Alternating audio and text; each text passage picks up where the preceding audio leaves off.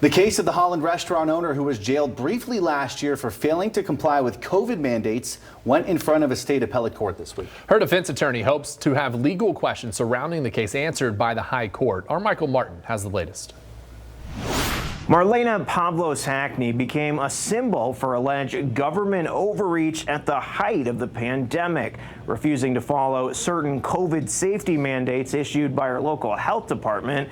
After being arrested by state police, she was forced to pay over $10,000 in fines to the court.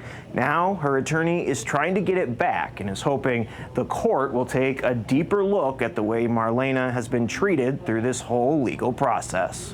She believed that she was wronged by the way that the process went down, and I agree with her. Marlena Pavlos Hackney has been through a whole lot since she was arrested last year on March 19th for refusing to comply with local COVID-19 health mandates. She was forced to close her restaurant for the time being and charged with failing to comply with a civil order. She would eventually pay 2 fines to the Ingham County Court where she was arraigned, totaling about $15,000.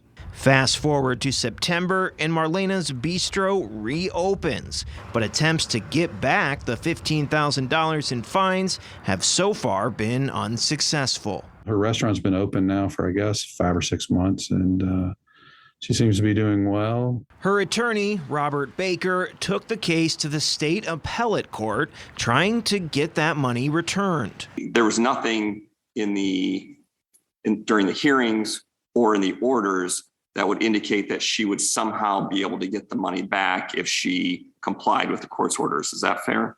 That's fair, and I had filed motions to get the money back, and that's been denied. And posing several questions for the court regarding Marlena's due process. We're here seeking fundamental fairness and due process.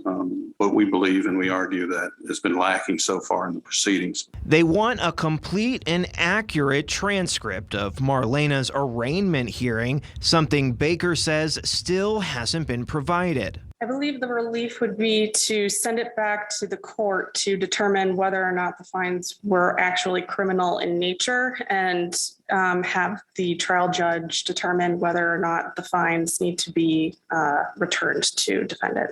The appeals court could make binding decisions themselves, close it out completely, or send the case back to a lower court to make these determinations. This is a interesting legal puzzle to solve, and we will get something out hopefully relatively soon.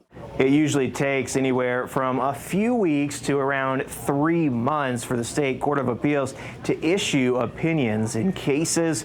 We'll bring you updates as soon as something comes down. In the newsroom, Michael Martin, Fox 17 News.